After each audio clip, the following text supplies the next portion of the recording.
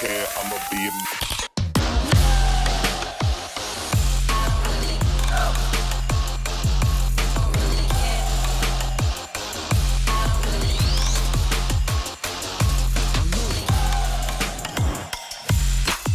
Everybody wanna know me.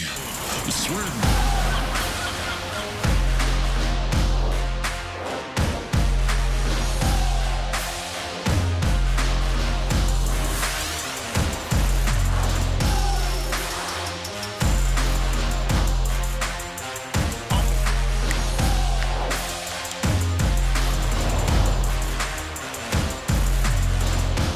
DJ play it again, like.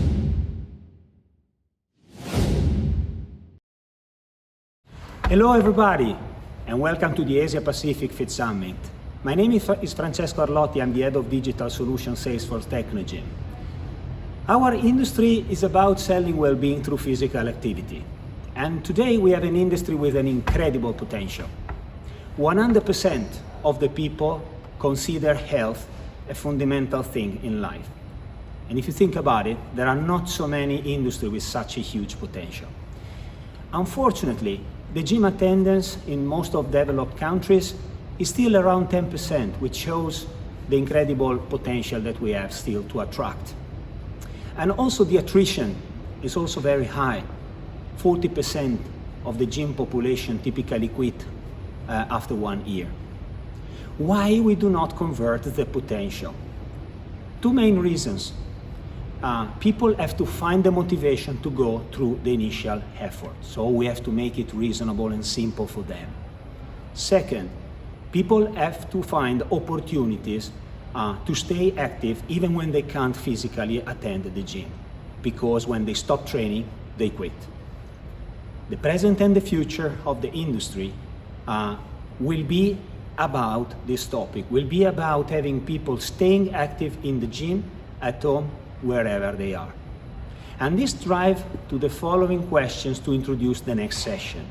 How can we offer an effective cardio and strength workout in only 30 minutes, removing barriers and complications, to make it simple? How can we keep people engaged the moment they can't physically attend the gym? How can we connect all the dots and create a digital on-site and online experience that will allow people to go through the initial effort, stay active, and increase the average spending? We talk about it with three key players of our industry. So now, I pass the mic to Patrick Del Bianco, a colleague of mine. Just have fun and enjoy the session. Ladies and gentlemen, the next topic is on building new and better businesses beyond COVID. What are the investment strategies of operators as we come out of this pandemic?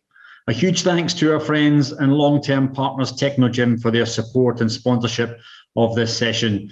We pass the moderator role to Patrick Del Bianco, International Club Sales Manager, to take reins of a great discussion. We have three incredible operators from across Europe. Annie Fältman, owner of 360 Träningscenter from Scandinavia. Jelle Scherrenberg, the co-founder of GoHealth United from Netherlands. And last but by certainly not least, Martin Seibold, the group CEO from LifeFit Group in Germany. Four fantastic speakers, one fantastic discussion. Here we go. Good morning, everyone. My name is Patrick Del Bianco, responsible for Club Sales International at Technogym, and it is really a pleasure for me to host this fantastic panel discussion as a moderator today with some great guest speakers. I would like to quickly introduce yourself, it's possible. We have Jelle from GoHealth. Please, Jelle. Yes, good morning. My name is Jelle. I'm a co-founder of GoHealth United. It's a franchisee in the Netherlands. I started 4 years ago, and we have 6 franchisees at the moment. We are building now to 60 clubs in the Netherlands and Belgium. And I'm working since 1993-4 in the fitness market in the Netherlands. So, yes. Thank you, Jelle. And then we have Annie from Sweden, please. Good morning. My name is Annie, and I'm situated in the north of Sweden, quite near the Arctic Circle, actually. So it's getting dark up here now, this time of the year. I have 4 clubs, and they're all situated in the same city, and holding about close to 5,000 members. And the first one was opened in 2009, but I've actually been in the fitness industry since 1997. So it's been a few years, hopefully many more to come. Congratulations, and thank you, Annie. And then last but not least, of course, Martin Seibold from LifeFit Group. Please. Hello, everyone, and thanks for dialing in. LifeFit Group in Germany holds brands like Fitness First, Smilix, Elbgym, Berries, Club Pilates. So it's an accumulation of fantastic brands in each individual market. Myself, I'm 20 plus years in the industry, have worked internationally, England, Asia, Australia, and back in Germany, which is my home country. Thank you, Martin. So definitely we have a panel of great experts in the industry who can guide us thoroughly into what has happened so far in the industry and what can businesses do to future-proof our models for what will come in the future in terms of trends as well. So this is exactly what I would like to cover today, basically starting from what has happened, what are the key trends in the past months, and how clubs have reacted to answer those trends, and then looking at the future, of course, what business models and concepts and new investments potentially are in place or will be taken to address the future needs of operators that we can already identify. So starting from today and the past months, going again in the same order, if possible, I will start with you, Jelle. What are the key trends that you think have radically impacted your business in the past months?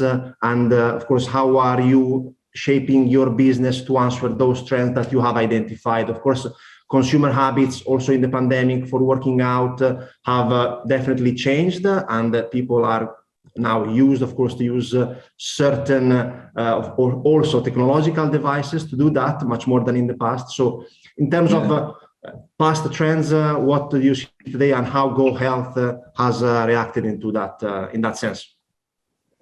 Yeah, what we saw is that everything was offline before the epidemic. Everybody was going to the club and go train over there and then leave it and go home. And what you see is now in the epidemic that we try to have continue with our customers every day, every week, every month, and we don't want to lose anyone. So what you see is that we more and more are do the thing digital. Also, we give them digital content to train if we are closed. And what we see now is that, for example, before the epidemic, nobody was booking a class, for example, or booking a fitness appointment or a training in the gym. And what you now see is that everybody is booking on the GoHealth app a training or a class or something else. And what we see is that we more and more are giving trainings outside. So we call that boot camps, but we're giving a lot of different classes outside, nearby the club, in the park, in the woods, everywhere we can make a group. We do it and so our club is not it's like more like a hub at the moment. It is a hub, and we have different kinds of locations outside where we train with different groups, and our instructors are driving to those locations. So that is totally different what we have done before the COVID epidemic. Very, very interesting. Annie, do you also have you also experienced, let's say, this trend of finding for users, for members, much more common now to book online their sessions, and also adopting these outdoors activities to create, as Jelle said, a hub really out of what previously was probably just a normal gym for them to go to? I think it was a little bit different for us because, I mean, partially because we've been very digital for many years. So our members are used to doing all their bookings in the app. We have great content and doing a lot of digital things already. So that was already in place. And mind you, in Sweden, we never closed our clubs. So it's a totally different story for us. Mind you, though, especially after the third wave, we lost a lot of visits, especially for group exercise. So that was one of the things that we really had to address. So when that happened, that was actually a year ago in November 2020, when we started doing some on-demand classes for our members, which we never done before. And since, say, May or June this year, members started coming back again, but we're still doing on-demand classes because I think it's a question of it's not either or home or gym, it's both. Some members are back full-time at the gym, but some maybe just want to come in once or twice a week and then do some other exercise at home. So I think for us, it was more a mindset of making sure that members stayed active, whether it was in the club or at home. So we've been working a lot with, like you said, Jelle, with staying in touch, social media, staying connected, like enhancing that sense of a community and a belonging to the club, even if you're not there at the moment for different reasons. Great points. Absolutely. This is an element, the community for retention, that I will also touch upon. We will also touch upon later on, if you agree, Annie. Yeah. Same question actually to you, Martin. Of course, you are in charge of also different concepts and types of clubs and brands in your group. So how do you look at the trends in the past and how has that affected the way you conduct businesses? We have heard from Jelle and Annie some measures they have adopted. Is that also true in your case? Yeah, look, the members in each individual market segment react different. So you have the older population, which is in a more convenient gym type of environment. They can't socialize, so they stay at home. They had to get their vaccination, all this, so they were a bit more secure. So the visits drop significantly. You then have concepts where you have like very much strength training. It's all about the look, younger population. These people have to train. If they don't come for a training, then you immediately see it. So that's like your Elbgym and your Barry's Bootcamp type of memberships. And then you have memberships like yoga memberships, Pilates, which you in a way, for at least for a certain period of time, you can get accustomed to do it yourself at home. So I think given the bandwidth of brands we are working with, and you know, I've heard some really good points from the colleagues here. The big question is the trend of working out not in a gym anymore. Will this become a trend going forward, driven by restrictions? You know, whether it's distance, you can't do the group exercises, whether it's from at home because employees say you can now work from home. So you see the inner cities, really the metropolitan cities like Frankfurt, Berlin, Munich, where you have a lot of Hamburg, where you have a lot of corporates in the city. You see them deserted and have less visitation. So that's the big question, you know, will this be a trend, or will our tailwinds, which the industry had for 20 plus years, people are getting less fit, people are, you know, from a weight higher, everybody average in Europe is 5 kilos more since the pandemic. So will these tailwinds, will they help us to bring people back into gyms? Or will we have to find new models, hybrid models? That's a big question we can't answer at the moment. So that's what we are thinking about all the time. You know, is it just the 4 walls in future? Will this come back? Or do we have to really have a long-term hybrid offering? Absolutely, absolutely. Very, very important point. Looking at, of course, also the attention to health and well-being in general nowadays. This will be really the key question looking ahead. Well put, Martin. Thank you. So looking at improvement areas as well. So your business has been reshaped, as you all three mentioned, for sure, in the last year and a half. That's for sure.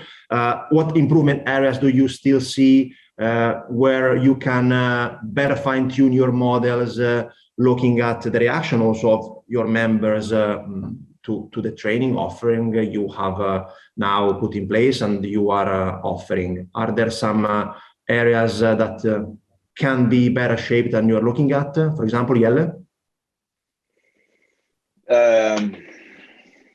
Yes, for sure we can do. We are more and more in the Netherlands busy with lifestyle monitoring. So there's a big group of potential clients for us who are not going to a gym. They don't walk. They don't go on the bicycle to the work and everything. So how can we make them healthier? And then that is a special kind of people. You have to not open the club at 7 o'clock, for example, and then they come inside and they need more attention, more. You have to speak to them more to go there where they must go, because they have all kinds of we say that in English obstructions or walls. They say, no, I cannot train because I'm too busy. Yes. So you have to learn them how to train in their daily life. So how can they put it in their daily life? And that we see that is more and more going to that direction. Thank you, Jelle. And Annie, what about you in these improvement areas? I mean, well, I think during the pandemic, certainly thinking about in terms of improving our clubs, it doesn't have to be just for the pandemic. It has to be something that's going to last for many, many years. And where can we find improvements that enhances our business model? And it's not just like putting out the fire at the moment for the COVID. And also in terms of the hybrid models, I'm thinking more like, what is our core business? What is our core values? And how can we add more services? I'd like to see them more like digital services rather than changing my model, because I'm actually a club owner. I'm not looking to be in the tech world and the developing, digital exercise. That's not what I do best. I'm trying to sort of anchor every decision in my core business. So with that said, it's also what happened during this past year is we developed some PT programs online, which we call 360 Home, which gives you the opportunity to join the program, and you can come to the club or you can meet your trainer online. And I think that's definitely a service that we're going to keep on, because some people really enjoy that. Some people travel, they might be in the club sometimes, and then they go to traveling. So that's a program I think it's here definitely to stay. And also with trying to give our members that premium experience, whether they're in the club or somewhere else digitally, it has to be what we're producing online has to be really in line with our brand. So we've been very careful with what we do and make sure we have a thought with what we deliver online services, if that makes sense.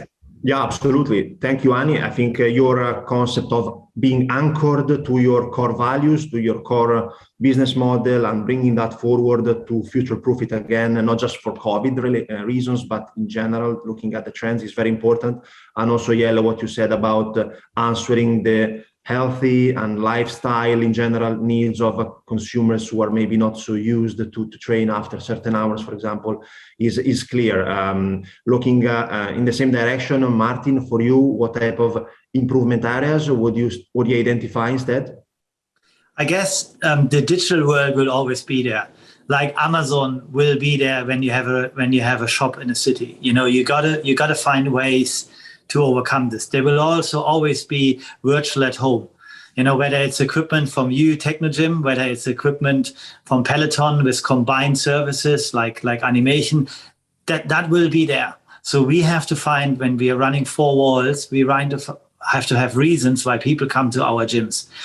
And so the focus on staffing, what kind of staff, why do you have the staff, what does the staff do, how do they interact with the consumer, how do we give a benefit to the customer?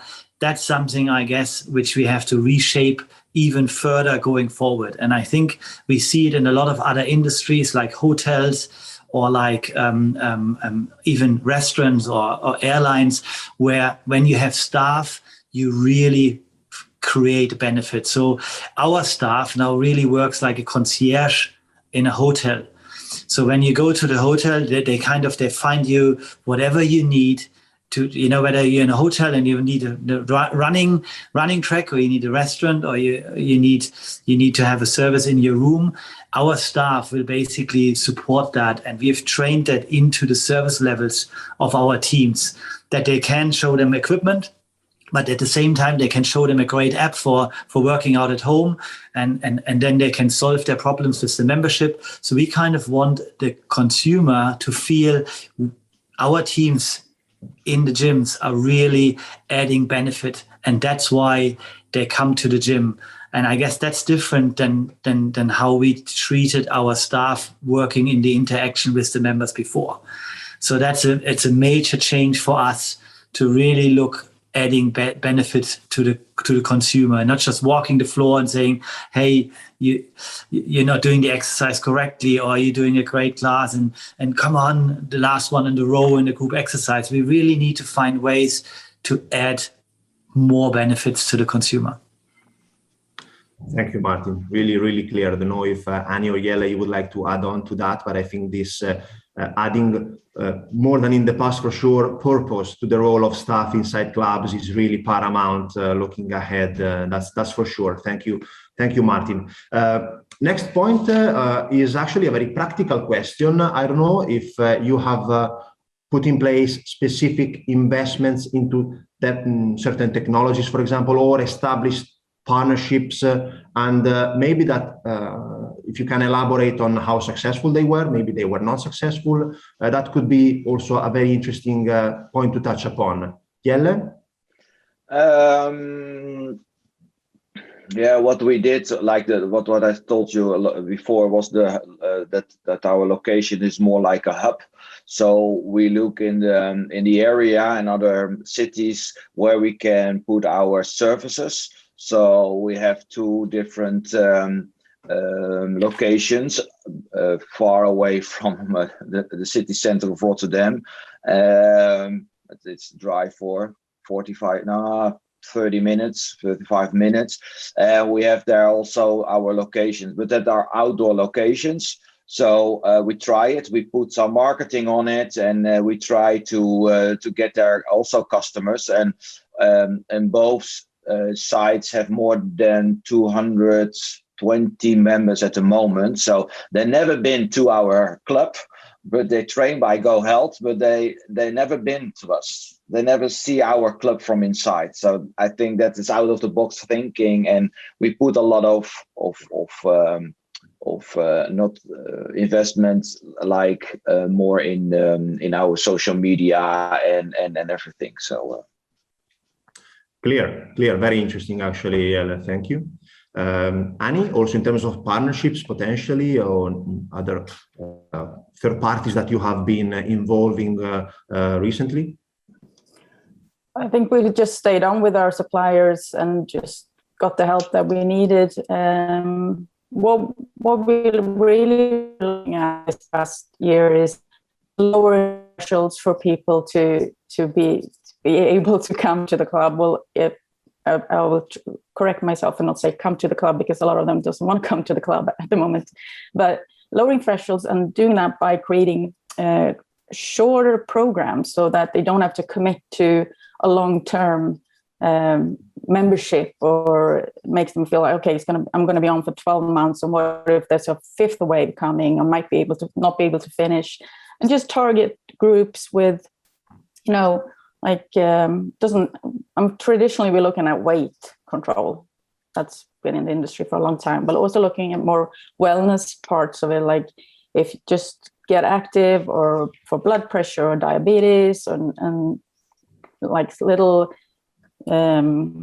areas within the wellness problems.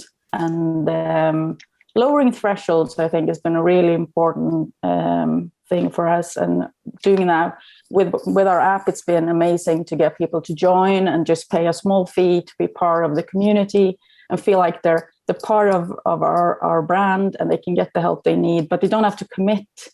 And I think that's the trend I'm seeing. It's harder to get people to commit long term to our company and signing. So I think that's one of the things. And also what we've been looking really hard at is, what can we provide to our members that the big tech companies can't? What makes us unique? And what we've learned is that it's the personal touch is something that will always be our unique selling point, because you can't get that from the big tech companies. Absolutely. So it's more that exploring that area of our members. And of course, leveraging your app, as you said, in an important way nowadays. That's definitely important, and flexibility, as people are maybe less willing than before to commit on the long term. This is also very important, different from the past probably as well. Absolutely agree. Martin, would you like to share some particular investments or partnerships that you have put in place in the last year or two? Yeah, other than my esteemed colleague here, Annie, we weren't in the digital game beforehand. We didn't have a proper functioning app with class bookings and content. We didn't have Join Online, so we had to tidy all this up. So now, 100% Join Online. We have all the digital offerings at home, so throughout the first lockdown. But that was our major focus. We had to do a lot of tidy up here. Now we have gone a step further. We've brought technology into our gyms. So in the biggest brands where we have 55 clubs, Fitness First in Germany, we've introduced a partnership with Function. It's basically 3 digital screens on the gym floor where you see individual exercises grouped together as a class, as a workout for about 5 to 30 people on the gym floor. So in a way, we looked at F45, which is one of those companies which just listed very successfully, and we thought, okay, this is an incredible good concept. It's also digital, what the consumer does at home, functional training. So we bring that to our gyms. So we've just executed that across all our clubs. It goes with an investment of over 10,000 euros per site. So this is a massive, next to the staff training and all these activities, and we see mixed results. That's the interesting bit, because members actually go, hey, I wanted to train at home. I can train at home on digital screens here. I want to have a trainer, a live trainer doing that. So we're adding that back in. So quite interesting that our customers actually want a live trainer. And then the second thing, we partner with Echelon, which is a similar product like Peloton. They have bikes, rowers, and mirrors. And we put that in some of our gyms. And again, here we see another mixed result. So this all kind of goes, the consumer joining us seems to be wanting the 4 walls, wanting the personal touch, wanting all these things they might not be able to get at home. So it was quite interesting. So we're probably moving less further to the hybrid side than we originally thought, and concentrating more to the in-club experience with less technology than we originally thought a year ago. Quite an interesting insight. Thank you, Martin. Absolutely, and this is really an important aspect that Annie also touched upon when she mentions the importance of personal touch and building community. Exactly, I really find that an interesting insight for sure. And actually, next question. So, looking at the future, this is definitely going to be, I think, an important aspect for all of you to touch upon. So, if we want to improve attraction, improve retention in the future? What is, in your idea, in your model of the future, the key aspect? We have touched upon some elements already, of course, but what would you mention as a key pillar, looking at the key factors, let's say, to improve attraction and retention, so building the sense of community for sure? What would you elaborate? How would you elaborate further, Jelle, on that? Yeah, for our clubs, the most important thing is the personal touch from the instructors and our employees to our clients. That is the thing what we focus on. And I think in the Netherlands, they said everything will be digital, everybody will train at home and everything, but I don't think we're gonna go that way, because otherwise they had done it also in the past, and they didn't do it in the past. So they need a location, they need people, they need a personal touch to bring them forward, and that, I think, is it's the point where we're going to. But more and more, our clubs, we are 20% of the Netherlands are training in a gym, and we are our gyms are not. We don't have really a gym, more lifestyle club, where we have 80% of the population in the Netherlands who come to us, and they don't want to go to a big gym. They want to go to a small gym where there's a lot of personal attention, and we see that's very growing in the Netherlands.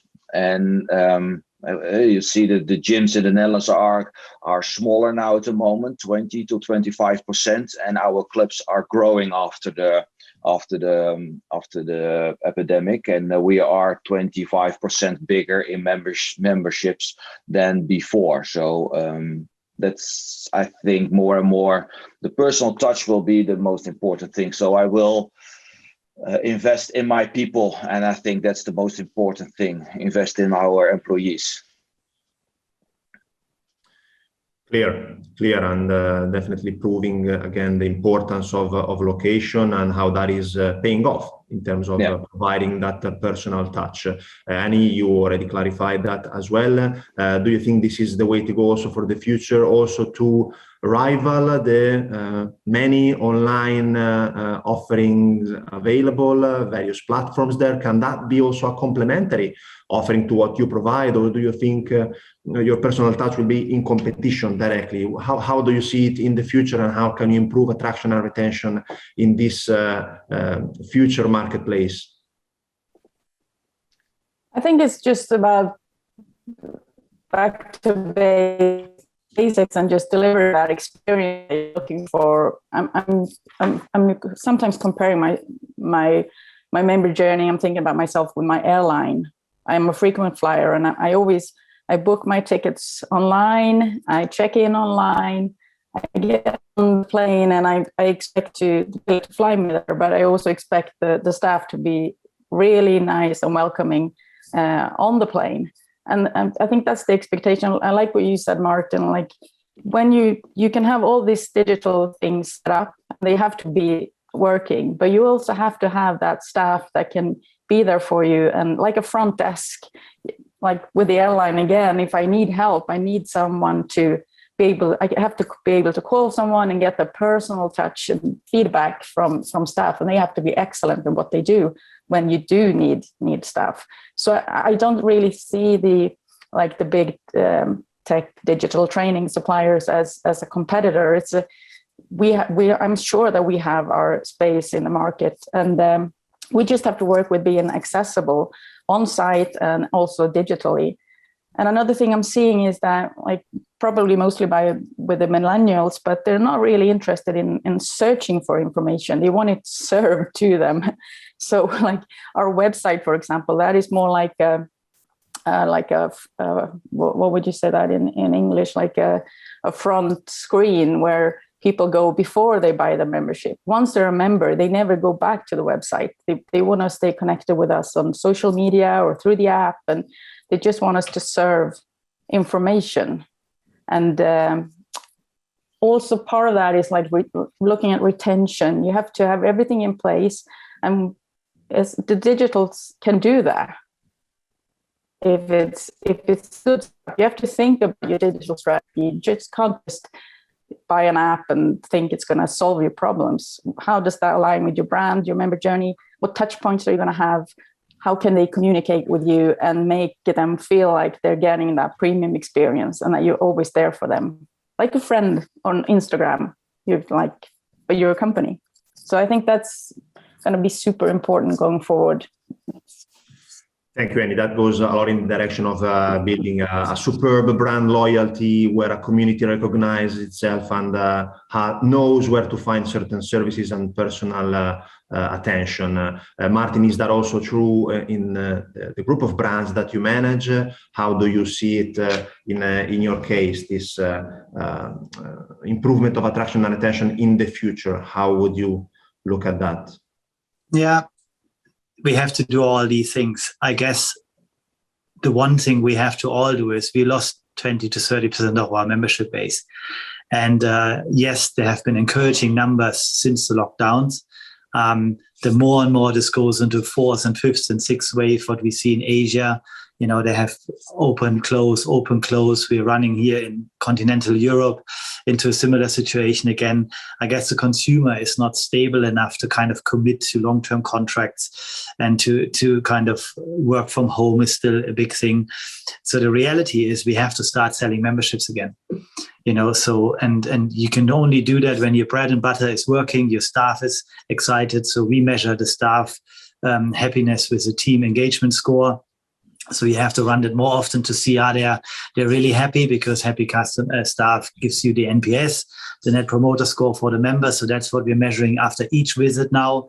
We're measuring the NPS. Not every member uses that opportunity to actually to score after each visit, but they have the opportunity. So that's a complete different change. Like you've seen that in other industries, you go to a hotel or you fly with the airline, they immediately ask you. So we do that after each visit.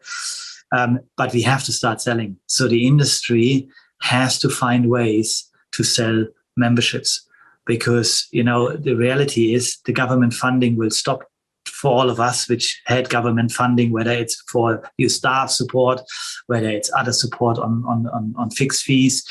Ultimately, we have to get the revenue back, because I've not met many industry players who have had a 30% higher a margin, that they can compensate 30% revenue drop when the members are not there. So ultimately, this industry and everyone involved has to find ways to sell. So we put a big focus on digital selling, on staff selling, on training the teams of exciting programs for members to bring friends, to have the experience together. So I think we've tidied everything else up, but now it's really time to start selling again, because those memberships level are really scary.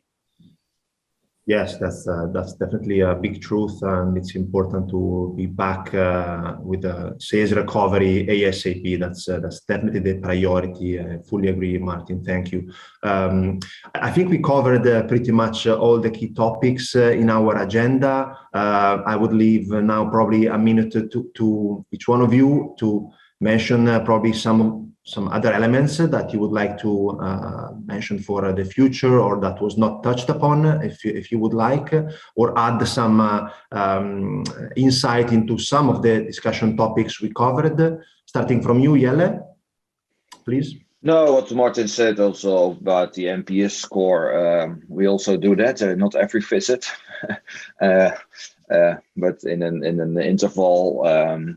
We do that, and that is the most important value we have at the moment, because the satisfaction of our customers is and our employees, of course, but our customers is very important.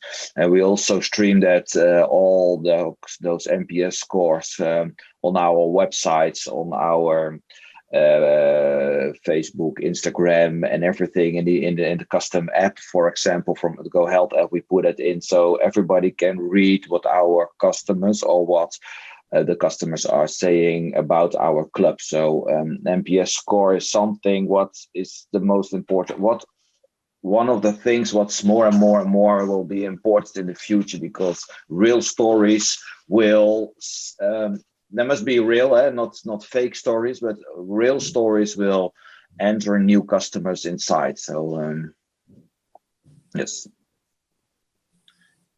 Thank you, Jelle. Yeah, also visiting your clubs myself, I can definitely testify to the truth of what you said. Annie, on your side, additional insights or final remarks, of course. I think most has been said, but I think I will just leave you with some hope, because I think because we never locked down, we're obviously in a better position than most countries, but members are coming back in heaps, and the member confidence seems like it's greater than ever, and everybody's so happy to be back in the clubs. So I think it's just a matter of hanging in there and just looking forward to the bright future ahead for us. I think we're going to be super successful. I agree with Martin. 2022 is going to be exciting. Absolutely. Looking forward to 2022 for sure. Martin, on your side? I guess one thing which also shows this panel and the whole summit here, the digital summit, is that you connect with your sometimes very much alike biggest competitors. And we have had really good success because we believe that the German industry will only come back when the whole market will come back. And if you fight on your doorstep with maybe this one competitor or with this one chain, I think that's goes against what we need as an industry to achieve. So when you put sales offers out, make sure you're not competing against an even better offer to your competitors. It's just that the race to the bottom doesn't help. So I guess when we look at what's the positioning of each one and strengthen those and work on your own, but also, be mindful that this is an industry which has to come back, not just individually. We as an industry, we have to become seen by the government as not someone who are picking at each other, but as working together. So when we have future health crisis, that we are seen as imminent and as important and don't get locked down. I guess that's something. And we've looked to Sweden, obviously with an NVI, where you could be able to trade, which was fantastic, and in some other regions. But ultimately, the industry has to come back, and we should always think about that one. So I really appreciate these kind of forums and everybody who dialed in, because that's certainly a huge trend going forward, that the connection will be worth even more than the individual success.